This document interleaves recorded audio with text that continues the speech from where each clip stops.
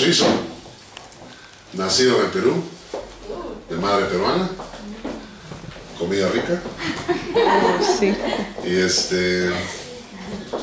llegamos a Suiza en el año 2001, llegamos sin querer, el Señor nos llevó allá y hemos tenido la oportunidad de sembrar hasta este momento una congregación hispana y que tiene ya 2 iglesias hijas. Tenemos 3 congregaciones hispanas ahorita en la zona de Suiza. Le damos gracias a Dios porque el Señor ha sido bueno. Amén. Ha sido bueno con la familia, con todos. Y conocí al Señor hace muchos años en el Perú. Tengo 35 años de pastor. He trabajado con un ministerio de jóvenes casi 25 años de mi vida.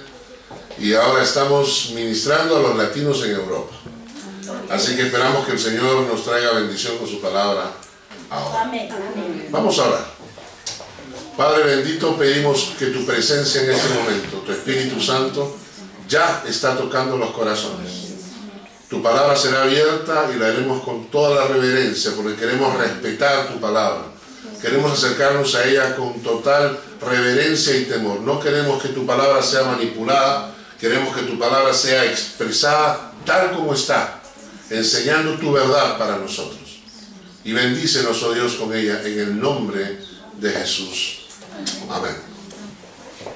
Hay un tema que quiero analizar el día de hoy y es un tema que me preocupa. Es un tema que me preocupa. Quiero que leamos una porción de la Biblia, está en Hechos de los Apóstoles en el capítulo 1. Hechos de los Apóstoles en el capítulo 1. Si tiene una Biblia, vamos a usarla mucho. Así que, Hechos capítulo 1, vamos a usarla mucho la Biblia, porque creo que para eso hemos venido. Amén, amén. ¿Cierto? Amén.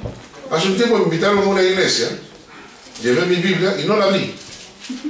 El pastor se paró adelante, habló, y cuando terminó yo no había abierto mi Biblia. Y entonces le dije a mi esposa, ¿y este qué tiene? Yo no vengo a una iglesia a escuchar los pensamientos de la gente. Yo vengo a una iglesia para escuchar la palabra de Dios. Amén. Porque la palabra de Dios es la que permanece para siempre. La Biblia dice que las palabras de los hombres es como la flor que crece y se marchita. ¿No es cierto? Pero la palabra de Dios permanece para siempre. Si nosotros enseñamos a la gente pensamiento, filosofía, y el otro dijo tal cosa y el otro dijo tal cosa, no llegamos al corazón de los hombres. Lo que transforma a las personas es la palabra de Dios. Pero la palabra de Dios enseñada como debe ser enseñada, dentro de su contexto bíblico. Porque si la palabra es torcida, dejó de ser palabra de Dios. Se convierte en palabra de hombre. Y cuando es palabra de hombre, no se produce en los creyentes el efecto que debe producir. La Biblia dice que cuando la palabra de Dios toca tu corazón, algo cambia. La palabra de Dios dice que ha sido enviada por Dios y que no regresa a él vacía. ¿Por qué? Porque la palabra de Dios enviada es para que transforme las vidas. La palabra de Dios dice que entra en tu corazón y te va cambiando, te va transformando en una persona nueva. Pero si la palabra de Dios no te cambia, es porque o la están enseñando mal o no la estás recibiendo con el corazón, ¿verdad? Así que vamos a ver muchos pasajes bíblicos hoy en día. Si tienen un lapicero y un papel, vayan tomando nota para que lo vayan leyéndolos en su casa de nuevo. En Hechos de los Apóstoles, en el capítulo 1, dice: Chao.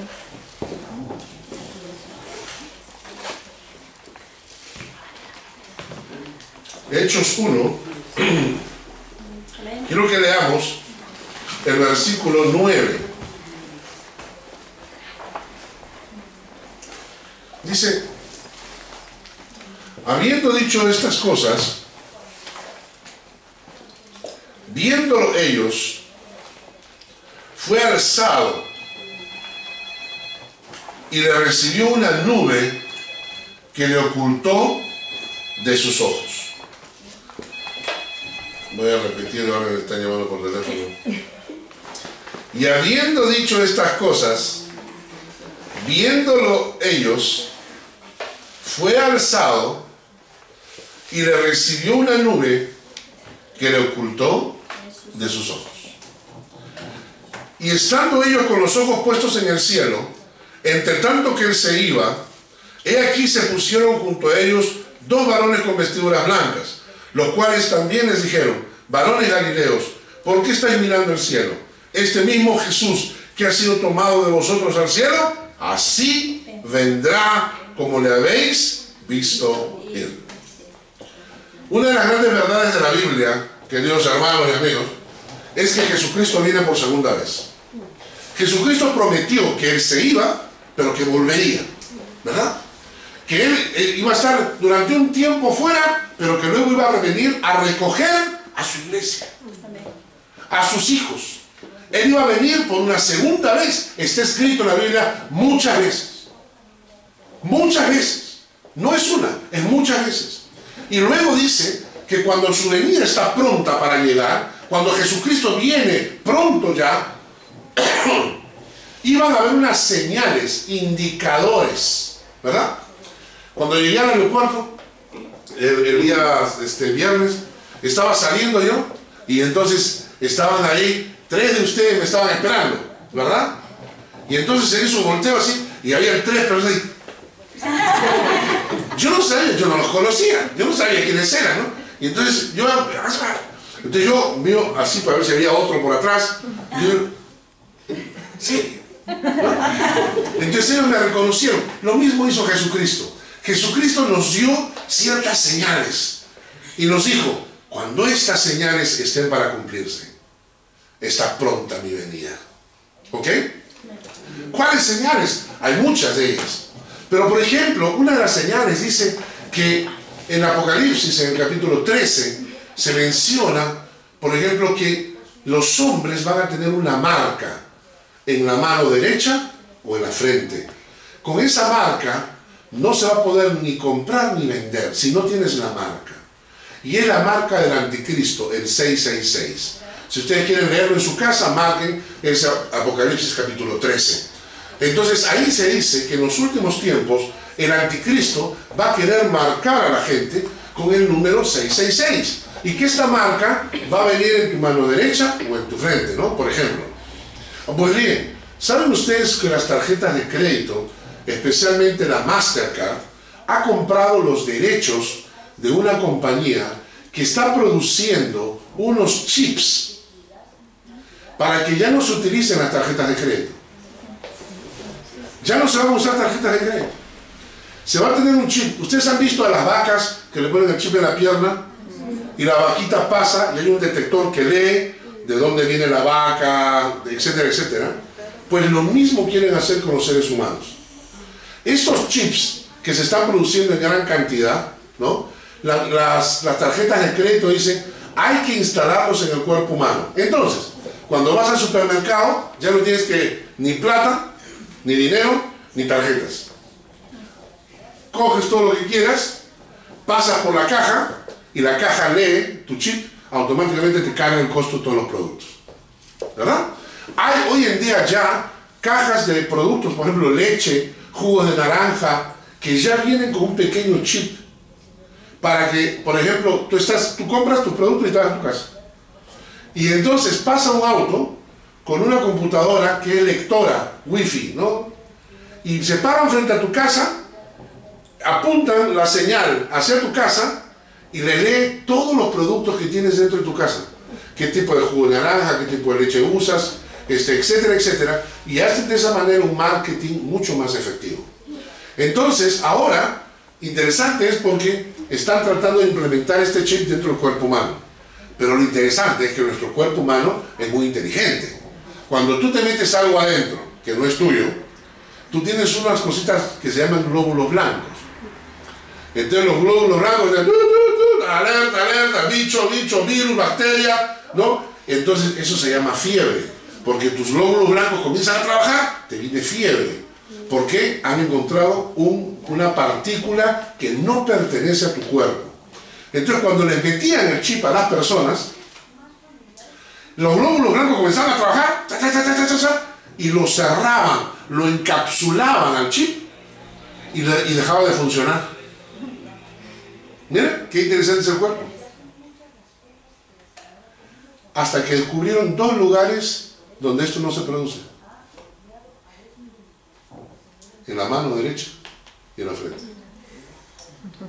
Son los 2 lugares donde estos chips, por alguna razón, los glóbulos blancos no los detectan. Y entonces están diciendo que sería la única manera de instalar el cuerpo humano sería así.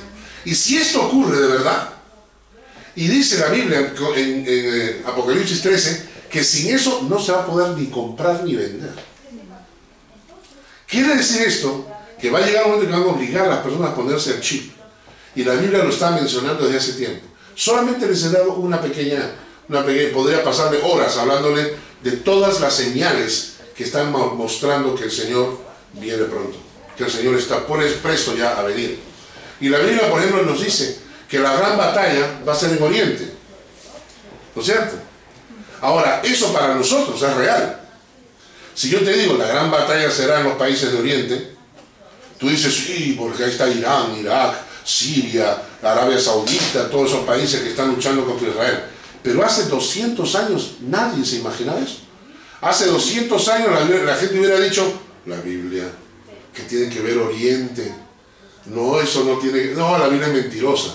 Claro, en ese tiempo la Biblia era mentirosa, pero hoy, no. ¿Qué quiere decir con esto, hermanos? De que hay una gran verdad, y es que el Señor Jesucristo va a venir por su iglesia. El Señor va a venir por segunda vez. No sabemos cuándo. No sabemos si hoy, mañana, en 50 años de repente. No sabemos quiénes de nosotros lo verán. De repente, algunos de ustedes lo verán y otros no lo veremos, ¿no? Algunos ya estamos viejitos ya y el Señor de repente nos llama pronto a su partida y dices, bueno, nos vamos, ¿no? Pero de repente el Señor viene más antes. Pero quiero que leamos juntos un pasaje de Mateo capítulo 7. Nos vamos a Mateo capítulo 7. Porque cuando el Señor venga va a ocurrir algo interesantísimo.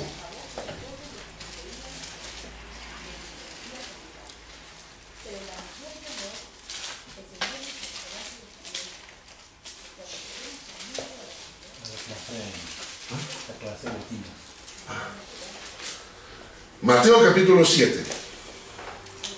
¿No?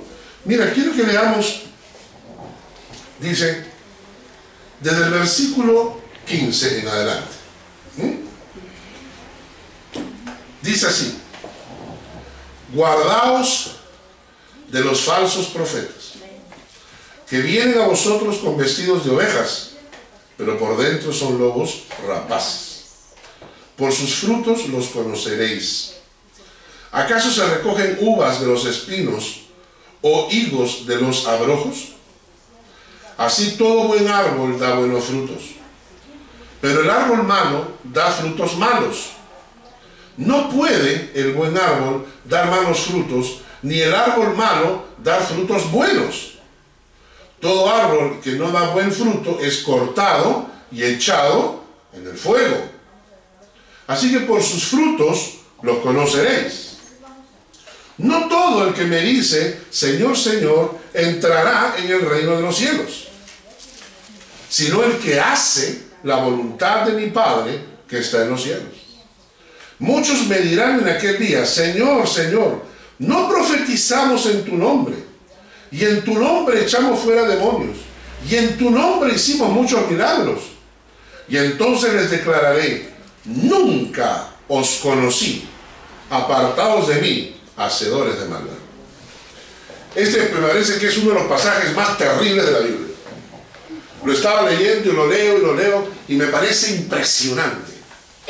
Tú puedes imaginar esto, que el Señor viene por segunda vez por su iglesia y se va a aparecer, y hay gente que se va a parar delante de él y le va a decir, Señor, Señor, Señor, yo soy de la iglesia, yo iba a la iglesia.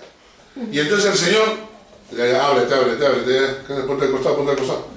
Y entonces el otro, pero Señor, ¿cómo me van a poner al costado? Y miren las 3 cosas que dicen, porque esto es impactante.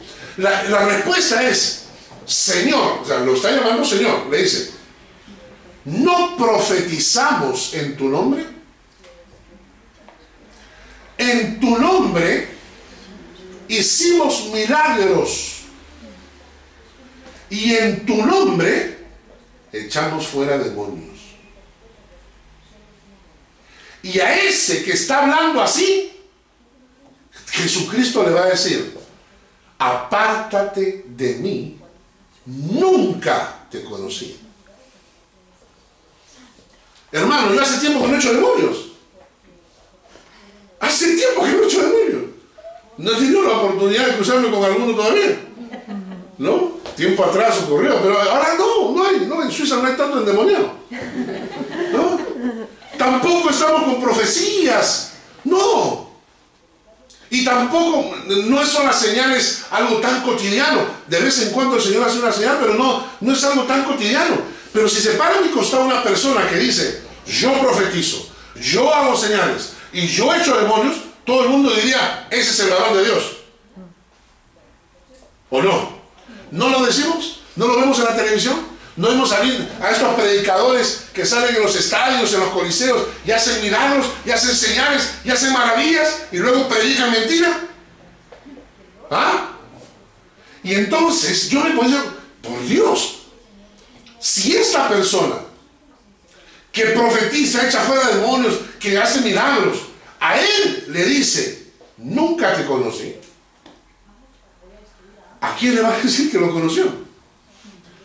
El texto dice que no va a reconocer a sus hijos por los milagros. El texto dice que los va a reconocer por sus frutos. ¿Leyeron? ¿Leemos? ¿Eh? Vamos a leer antes. Dice, versículo 20: así que por sus frutos los conoceréis. No todo el que me dice Señor, Señor entrará en el reino de los cielos, sino el que hace la voluntad de mi Padre. Entonces, ¿cuál es el objetivo de esta prédica de hoy? Lo que yo quiero es que nos evaluemos. Porque si yo tengo frutos, los frutos que la Biblia dice, yo puedo estar seguro que soy hijo de Dios y me voy con Él. Si yo tengo los frutos que la Biblia enseña, entonces sí, certificado, este es hijo de Dios. Este se va con el Señor cuando el Señor venga. Y no vamos a hablar ni de milagros, ni de señales, ni de cosas raras. Vamos a hablar exclusivamente de los frutos que tiene todo aquel que es un verdadero hijo de Dios. Y si tú hoy en día dices: ups, yo no tengo esos frutos, entonces es tiempo para que reacciones y vengas al Señor. ¿Entiendes? No es para aplastar a nadie, es para que tú digas: me faltan los frutos. Entonces, Señor, acá está mi vida. Tómame, Padre, entra en mi corazón, hazme nacer de nuevo, hazme un hijo tuyo de verdad. Y de cuando el Señor venga, te dirá: oye, me acuerdo, pues ese día, hijo, con Carlos estabas ahí, te entregaste al Señor. Ven, hijo mío, ven para acá. Y tú le dirás: Señor, pero yo no he profetizado mucho. Señor, pero yo no hice muchos milagros. Señor, pero yo no eché demonios. Pero tenías los frutos de un hijo de Dios. Amén, sí, Señor. Porque por sus frutos los conoceréis. Vamos a ver cuáles son los frutos. Primero, abran su Biblia y lean Gálatas capítulo 5, versículos 22 y 23. Gálatas capítulo 5, versículos 22 y 23. Este pasaje que todo el mundo debería saber de memoria, ¿eh? Mas el fruto del Espíritu es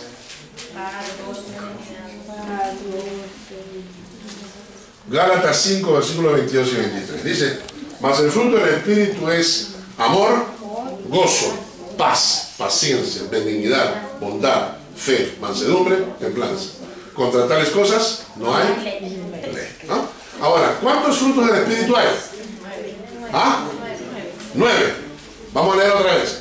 Mas el fruto del Espíritu Santo es amor, gozo, paz, paciencia, benignidad, bondad, fe, mansedumbre, templanza. ¿Cuántos frutos del Espíritu hay? 9. Vamos a leer otra vez. Mas el fruto del Espíritu Santo es A ver. Gramática. Mas el fruto del Espíritu Santo es. Dice, mas el fruto del Espíritu Santo son. O dice, mas el fruto del Espíritu Santo es. Es uno solo. Es uno. Hay uno solo. ¿Cuál es? El amor. Y el amor se traduce en forma práctica en cómo: gozo, paz, paciencia, benignidad, bondad, fe, mansedumbre y templanza. Y hubiera que si hubiera tenido una semana, les hubiera compartido todos los frutos del Espíritu que hemos tocado justamente en la iglesia. Hemos tocado cada uno de ellos. Hemos tocado el gozo, la paz, la benignidad. Cuando tocamos la paciencia, ay, estamos en la iglesia hablando de la paciencia. Y los esposos, ¿no? ¿No? Y en vez el marido le decía a la mujer, ¿no? ¿Ya ves? No, mira lo que dice el pastor Acaso. ¿Por qué? Porque todos estos son el reflejo del amor de Dios. Amén. La paciencia. Dime tú, cuando tú amas, ¿no tienes paciencia? ¿No es cierto? Cuando es tu hijo, toda la paciencia del mundo. Cuando es el hijo del vecino, ¿cierto? Cuando estás enamorada, toda la paciencia tienes. ¿No es cierto? El novio llega tarde, no se baña, pelucón. No importa, porque lo amas, le tienes paciencia, ¿no? Pero cuando ya no le amas, ya no le tienes paciencia. ¡Ah, no, que se ganaba! Entonces, ¿qué es lo que pasa? El amor es la presencia de Dios en mi corazón, es la característica de Dios. Cuando el amor de Dios llena mi corazón, esto se traduce en una forma de vida. Amén. El carácter de Dios en mí. Amén. Hermanos, yo no puedo ser hijo de Dios si es que no tengo el carácter de Dios que se está evidenciando en mi vida cada día. Amén. Un hermano se me para en la iglesia y me dice: pastor, estoy que oro por paciencia, pero soy completamente impaciente. Completamente impaciente. Entonces yo me acerqué y le dije: hermano, no se preocupe, vamos a orar por su conversión. Entonces él me dijo: pastor, yo estoy acá en la iglesia hace años. Ay, Dios. Bueno, ¿cuál es el fruto del Espíritu? El amor. Y el amor se traduce en paciencia. Si usted no tiene paciencia a estas alturas, ¿no? Más claro, no canta el gallo. No, pero pastor, no puede ser. Ah, pues, antes de hablar, tenga cuidado. Cuando decimos que yo soy un hijo de Dios, quiere decir que el carácter de Dios se tiene que estar manifestando en mi vida. Hermanos, no es opcional. No es opcional. Es absolutamente real. Eres de la esposa, el esposo, el hijo. ¿Eres cristiano? Entonces, el carácter de Dios está inundando tu vida. Dice Primera de Juan, dice que el Hijo de Dios tiene la simiente de Dios en su corazón. Y cuando tú siembras una semilla, la semilla brota, solita, ¿no es cierto? Mi hijo, él le gusta mucho la investigación, el menor, le gusta mucho tener plantas, que nos hemos ido al Perú y se ha traído semilla de todas las frutas tropicales. Claro que en Suiza jamás van a brotar, ¿no? Porque para que salga pues un mango de estilo, ¿no?, selva peruana, con mangazos así, ¿no? En Suiza con el frío que hay, tomas un manguito de tamaño, si es que sale algo. Entonces, pero a él le encanta eso, y trae las semillas y las siembra. Ahora, se para él junto a la flor y le dice: crece. ¿Alguna vez le grita a la flor: ¡crece, caramba! Tampoco. Lo único que hace es regar. Y la flor brota sola. Si tú estás viniendo a la iglesia ya tiempo y te están regando el corazón con la palabra de Dios, en ti tiene que haber el carácter de Dios. Amén. Y el carácter de Dios va brotando poco a poco. Si en ti no hay ese carácter, no eres hijo de Dios. Y por lo tanto, cuando el Señor venga, te quedas. Pero si en ti está brotando, entonces tú dices: ah. ¿Y cómo sabes? Pregúntale a tu familia, pues, que son los que mejor saben. Saben que en Corea, yo estuve en Corea viviendo un tiempo, cuando alguien va a contratar para trabajar a alguien, ¿no?, O sea, lo llamo aquí para contratar al caballero. ¿Saben lo que hacen los coreanos? Aparte, entrevistan a la esposa y a los hijos. Para ver cómo es como padre. Porque ahí se refleja el carácter. Entonces pregúntale a tu esposa. Dile, desde que estoy yendo a la iglesia, ¿tú ves algún cambio? O pregúntale a tu esposo, ¿cómo me ves como cristiana? ¿Tú ves los frutos del Espíritu Santo en mí? ¿No? O pregúntale a tus papás. Mamá, yo voy a la iglesia contigo, pero ¿tú ves en mí? Claro, tu mamá te va a decir, sí, papito, porque la mamá engaña, ¿no? Pero pregúntale a tus hermanos, pregúntale a tus amigos, porque el primer fruto del Espíritu Santo, hermano, el primer fruto del Espíritu Santo, no es que hablemos lenguas, ¿eh?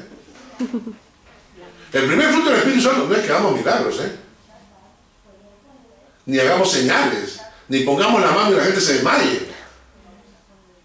El primer fruto del Espíritu Santo es el amor de Dios. Y a la gente me dice, yo que soy medio seco, yo llevo la sangre suiza, entonces yo soy medio seco, ¿no? Entonces mi esposa, yo siempre a veces cuando le hablan del amor, la gente piensa en el amor romántico, ¿no? Y los suizos no pensamos así. Para nosotros el amor romántico no existe, ¿no? Y entonces mi esposa me dice, ¿cómo que no existe? Claro que existe. Entonces yo le digo, ¿pero qué es el amor romántico? El amor es así cuando aparece ella, ¿no? Y él, ¿no? Y entonces es como la telenovela, ¿no? Y con usted, Roberto. Entonces ella lo ve, y entonces en el estómago se comienza a hacer así con maripositas, ¿no? Y entonces comienzan a correr en cámara lenta, ¿no? Y así se abrazan, ¿no? Y el vestido largo de ella, y las olas del mar que llegan, la huella en la arena, ¿no? ¿Alguna vez les ha pasado eso a ustedes? A mí no. A mí no. Después la gente habla del amor, el amor pasional, ¿no? Y eso que nos presenta la telenovela, el cine, Hollywood. A mí tampoco me ha pasado. Entonces, ¿qué cosa es verdaderamente el amor? El amor, hermanos, cuando la Biblia dice, tienes que amar a tu prójimo, no te está diciendo que sientas maripositas, ¿no? O sea, la próxima vez que cuando yo venga a predicar, yo entro por acá y todo el mundo, ¡ay, el corazón! ¡Llegó el pastor! ¡Llegó el pastor! Eso así no funciona. ¿Sabe por qué? Porque el amor de Dios y el amor de los seres humanos, el amor más que un sentimiento, es una actitud. ¿Y cómo Cristo lo definió? Cuando le preguntaron, ¿cuál es toda la ley? Tienes 10 mandamientos. Los judíos dicen que esos 10 mandamientos no son 10, son 14, dicen ellos. Y que alrededor de esos 14 hay 67. Y alrededor de los 67 hay 243. Y entonces cuando la Biblia dice hay que guardar la ley, toda la ley, Jesucristo dijo, toda la ley se resume en una sola cosa. Ama a Dios sobre todas las cosas y ama a tu prójimo como te amas a ti mismo. O sea que cuando yo quiero guardar la ley, no tengo que estar pensando en todo el Antiguo Testamento. Cuando yo quiero guardar la ley, lo único que tengo que hacer es pensar en lo que Jesucristo me dijo, que es, ama a tu prójimo como te amas a ti mismo. Nada más. Vamos a ponerlo en práctica, ¿no? Estoy en una reunión, o por ejemplo, me invitan a una reunión, ¿no? Entonces yo pienso y digo, a ver, si yo invitara a gente a mi casa, ¿qué espero de ellos? Y entonces digo, por ejemplo, esperaría que me traigan un platito, un postre, una gaseosa, ¿no? Por ejemplo. Entonces yo digo, si yo quiero que eso lo hagan conmigo, entonces yo lo voy a hacer. Entonces estás amando al prójimo como, ¿no es cierto? Te levantas en la mañana y tienes a tu esposa ahí al costado, ¿verdad? Y entonces te preguntas y dices, si yo fuera mi esposa, o sea, si yo estuviera ahí, ¿cómo me gustaría, qué me gustaría que mi marido hiciera? Entonces yo me pongo en el lugar de mi esposa y digo, si yo estuviera en el lugar de Lucy, me gustaría que mi marido se levante, prepare el desayuno, me deje descansar, que haga todas las cosas el día del fin de semana y yo no tenga que levantarme, ¿no? Eso es lo que yo me digo a mí mismo estando en el lugar de mi esposa. Entonces regreso a mi cuerpo y digo, me voy a levantar y voy a hacer el desayuno y voy a dejar que ella descanse. Lo que estoy haciendo es haciéndole a ella lo que yo quisiera que hicieran conmigo. Y mi esposa está al costado. Y entonces mi esposa dice, ahora ella se mete en mi cuerpo. Entonces ella se mete en mi cuerpo y dice, ¿qué me gustaría a mí, como Carlos, que me hicieran ahora, ¿no? En el fin de semana, no sé qué? Y entonces ella dice, yo sé que a Carlos le gusta comer tal cosa, me gustaría preparar eso, ¿no? Me gustaría que mi esposa me preparara eso. Lucio regresa a su cuerpo y mientras yo estoy preparando el desayuno a ella, ella me está cocinando lo que a mí me gusta. Esa mañana, ese hogar brilla de amor. Piensa, tú como hijo, te levantas y dices, ¿qué quisiera mi mamá que hiciera? Ya tienes toda la lista, ¿no? Eso ya de memoria está, ¿no? Ordena tu cuarto, guarda tu ropa, plancha, ¿no?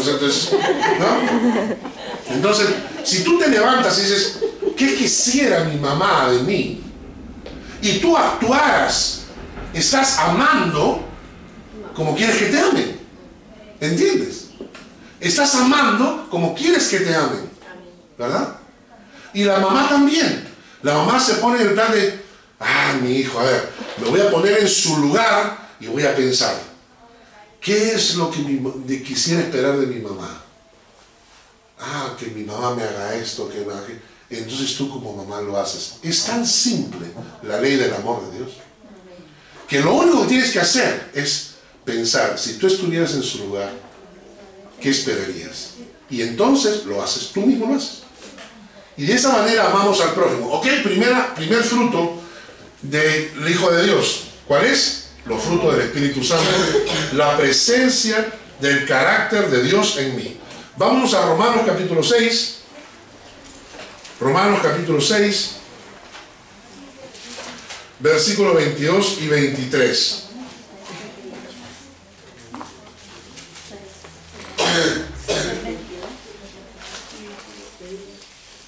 ¿Ya? Romanos 6, versículos 22 y 23. Dice así.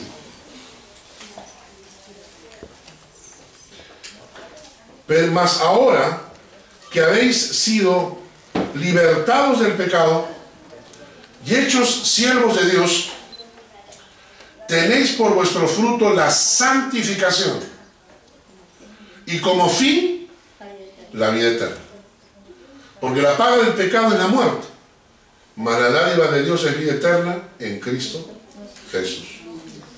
Rápidamente aquí vemos, vuestro fruto es tener como vuestro fruto la santificación. ¿Ok? El segundo fruto que evidencia la presencia de Dios en mi vida es esa actitud hacia la santificación. Dice la Biblia que el pecado que había en nosotros ha sido crucificado, muerto, está fuera. Que aquel que tiene la simiente de Dios, dice, no continúa pecando. Escúchenme bien, el pecado en la vida es presencia del diablo. La presencia de Dios es santidad. ¿Ok? Si tú puedes pecar, y grábense esta frase en la memoria, si tú puedes pecar y no se te mueve un pelo de la conciencia, tú eres hijo del diablo, no eres hijo de Dios. Si tú puedes pecar y no se te mueve un pelo de la conciencia, tú eres hijo del diablo, no eres hijo de Dios. Porque el Hijo de Dios tiene la simiente de Dios en su corazón. Y entonces el Hijo de Dios busca como fruto la santificación. Quiere decir que caemos. Claro, de vez en cuando vamos a caer. Porque el pecado todavía está, pero estás en una lucha. Hermano, el pecado te molesta. El pecado te incomoda. El pecado es algo que no quieres en tu vida. No puedes estar viviendo con el pecado y decir que eres hijo de Dios. Hace un mes atrás leo la noticia de que en Estados Unidos hay una iglesia de 6.000 personas. Y el lío es así. El pastor muere en Nueva York en un hotel. Cuando la policía entra para ver por qué había muerto, le encuentran coca en el bolsillo. Un pastor pastorea una iglesia de 6.000 miembros. Tú dirás, si la iglesia es de 6.000, este tiene que ser buen pastor. ¿Cómo crece una iglesia hasta los 6.000 miembros si no es por un buen pastor? No. El número nunca indica bendición. La iglesia más grande es la católica. Y no por eso enseñan palabra de Dios. ¿Ah? Hay sectas que son grandísimas y están engañando a la gente. Entonces el número no indica nada. Este pastor se muere y ahora ¿cuál es el asunto? De que en su iglesia la junta directiva elige a una pastora para que lo sustituya. Pero la esposa del pastor ha metido juicio a la pastora porque dice que es ella la que tiene el derecho a quedarse. O sea, como si fuera empresa esto, ¿no? Un negocio es así. Lo interesante es que la esposa ya no estaba con el pastor. La esposa estaba separada del pastor hace 3 años. ¿Por qué? Porque al pastor le habían descubierto que tenía un amante que era una bailarina. Ay, Dios. Y entonces, el pastor que tenía una amante bailarina, la mujer se separa de él, se termina muriendo en Nueva York usando droga, y el problema es que contratan a una nueva, una pastora, ¿no? Pero esa pastora también es separada. También es divorciada de su marido, ¿no? Que era otro pastor, ¿no?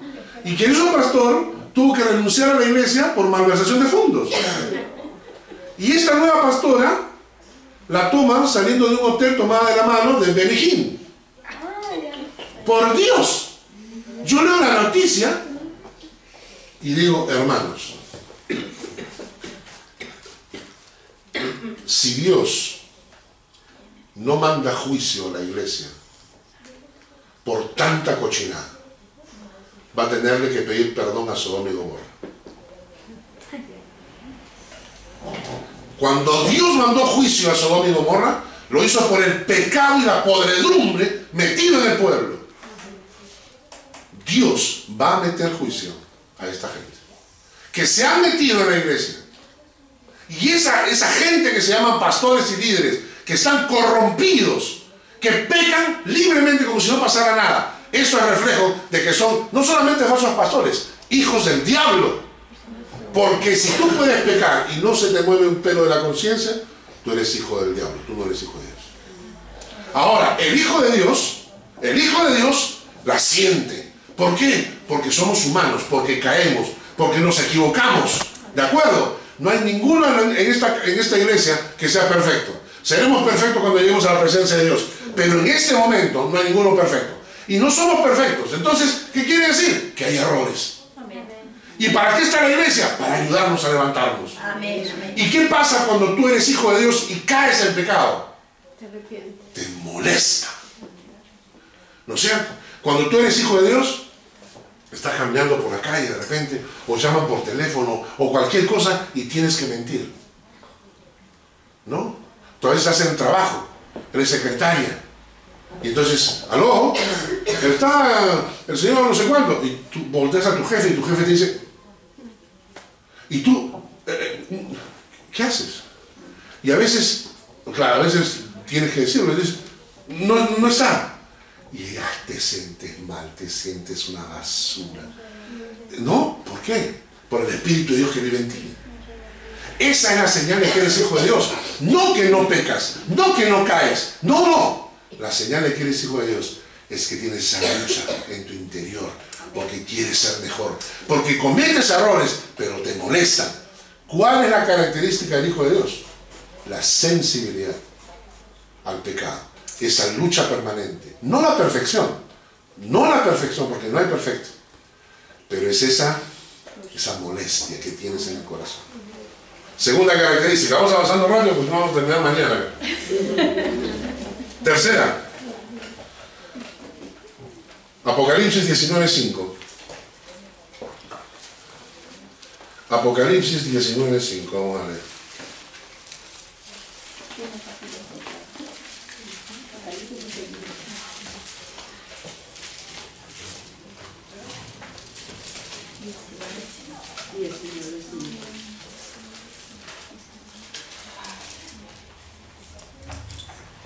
Apocalipsis 19:5 nos dice: salió del trono una voz que decía: alabad a nuestro Dios todos sus siervos y los que le teméis, así pequeños como grandes.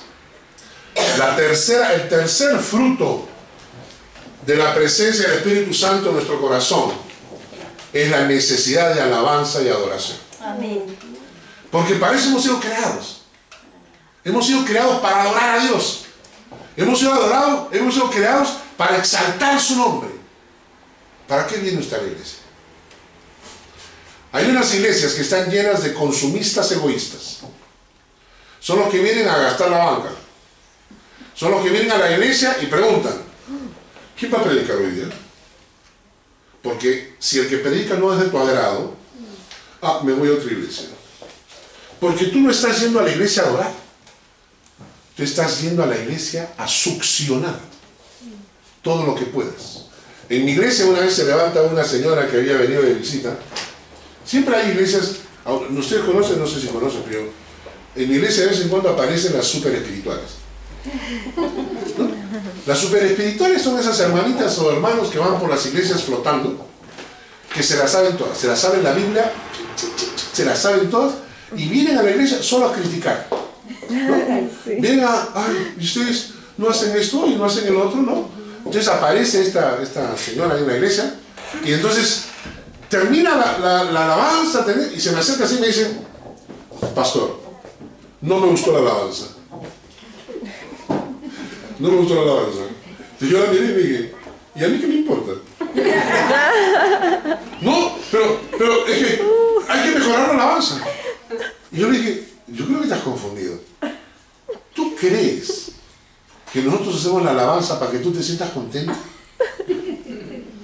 Nuestra alabanza va dirigida al Señor. Amén.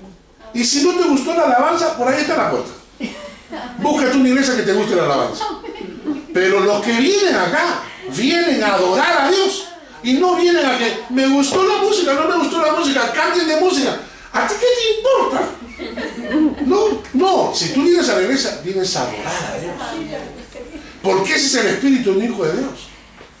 ¿Verdad? He estado en iglesias de todo tipo, hermano. He estado en iglesias, una bendición con este equipito, por ejemplo, ¿no? Y he estado en unas iglesias con unas orquestazas, ¿no? Unos coros brutales, ¿no? He estado en iglesias donde la gente canta la música moderna, por ejemplo, ¿no? Y he estado en iglesias donde la gente canta himnos. No importa. Yo he venido a adorar a Dios con lo que haya. Amén. Mi abuela decía: hay que ser buen pobre. Cuando uno va a la casa de invitado, come lo que te pones en la mesa. ¿No? Así me enseñaron a mí chiquito. Por eso a mí donde me invitan como todo. Lo que pasa es que no como polenta, eso sí, ¿no? La polenta es del diablo. Eso es. La polenta es del diablo. Lo demás sí. La cosa es que lo mismo es cuando voy a una iglesia, hermano. Cuando voy a una iglesia a veces me encuentro con predicadores que son sumamente entretenidos, hasta payasos, ¿no? Y tú te ríes todo el rato. Hay que ver si enseñan palabra de Dios, ¿eh? Pero luego me traen un predicador, de esos predicadores que te hablan, te van susurrando al oído, ¿no? Y tú estás lucha con el sueño, que te cae la cabeza. ¿Por qué? Porque no hemos aprendido a escuchar la palabra. Venimos a escuchar al predicador. Los payasitos nos gustan más, pero no, hay que escuchar la palabra, no al predicador, porque venimos a adorar a Dios. No solamente vengo a adorar a Dios cuando canto, porque la adoración no es solamente la alabanza. Yo vengo a adorar a Dios en todo momento. La palabra adoración significa postrar mi corazón a los pies del Padre. Cuando viene la prédica, adoro a Dios. Señor, acá está mi corazón. Para la prédica. Porque también en la prédica adoramos. Y cuando viene la ofrenda, cuando viene la ofrenda, adoramos. Cuando yo llegué a Suiza, un amigo nos recibió. Y nos ayudó muchísimo. nos consiguió el departamento, nos regaló su auto, nos consiguió trabajo. Fue la mano de Dios. Mi esposa le dice que es un ángel, ¿no? Yo digo que no puede ser un ángel porque los ángeles son más guapos. Pero él se ríe cuando digo esto, pero un día en la iglesia, todo el mundo sabe cuánto ellos nos ayudaron. Cuánto nos ayudaron. Y entonces yo dije en la iglesia, hermanos, hoy públicamente quiero regalarle a él, a este amigo mío, Bernie, quiero regalarle algo en reconocimiento por todo lo que él nos ha dado. Y toda la iglesia expectante, ¿no? Así. Y entonces yo voy así y de atrás del púlpito saco un juguetito esos de plástico que valen €1. Digo, Bernie, te hemos comprado esto con lo mejor de nuestro corazón. La iglesia, silencio sepulcral. En la congregación viene la mamá de Bernie. La señora me estaba mirando con una cara, ¿qué cosa? ¿No? Entonces al rato le digo, ¿qué pasa, hermano? Y una voz se escucha por ahí, te estás burlando de él. Y yo dije, sí. Si yo le traigo de regalo este juguetucho que vale €1, por todo lo que él me ha dado y todas las formas en que nos ha ayudado, esto es una burla. ¿Y por qué lo he hecho? En realidad no le voy a regalar esto. Solamente he querido ilustrarles lo que muchos de nosotros hacemos a la hora de la ofrenda. Porque nos levantamos y le decimos, ¡ay, Señor, me has dado todo! Gracias por mis hijos sanos. Gracias por mi familia. Gracias, me has dado un trabajo. Gracias, me has dado una casa. Y entonces, por eso, Señor, a la hora de la ofrenda, toma este juguetito de €1. Y la ofrenda refleja tu adoración. La ofrenda refleja tu adoración. ¿Verdad? Y entonces yo vengo a la iglesia para adorar. Vengo para adorar en la alabanza. Vengo para adorar en la prédica. Vengo para adorar en la ofrenda. ¿Ok? Ahora, cuidado, cuidado. Hay afuera lobos rapaces, vestidos de pastores, que se meten en las iglesias para trasquilar a las ovejas. Y les comienzan a sacar toda la plata.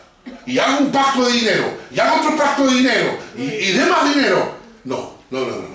Esos son lobos rapaces que vienen a robarle a la congregación. Lo que uno tiene que hacer es, cuando viene la ofrenda, tú le estás dando a tu iglesia. Y la ofrenda tiene que ser de corazón, voluntaria, para que la iglesia se sostenga, para que los pastores vivan decentemente, no con aviones, sino vivan decentemente. Pero tu corazón debe expresar tu adoración. ¿Ok? Muy bien. Seguimos un poquito más. Vamos a leer 1 Corintios, capítulo 9.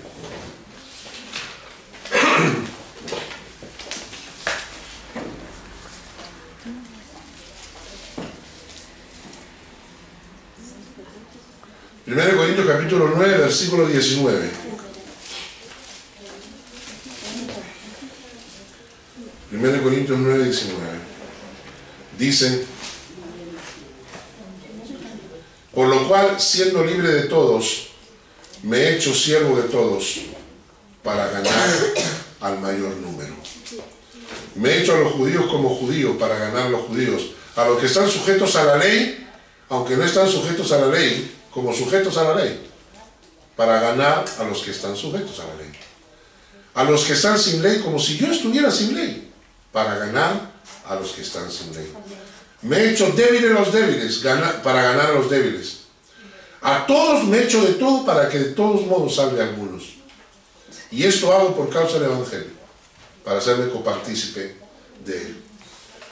Este es otro fruto de los hijos de Dios. Me he hecho de todo para ganar a algunos. O sea, lo que Pablo dice es: si tengo que hacerme judío a los judíos, me hago judío para ganar a los judíos. Y si estoy con los gentiles, me hago gentil a los gentiles para ganar a los gentiles. ¿Por qué? Porque el objetivo de Pablo es ganar almas para el Señor. Hermano, no hay cosa más triste que el Señor venga y que la gente que tú conoces se quedó. Piensen en las madres. Piensen en las madres, es horrible. Piensa en las madres, viene el Señor y esa noche vemos al Señor resplandeciente en el cielo, Vemos a los hijos de Dios que se están yendo con el Señor y ves que tus hijos se están yendo.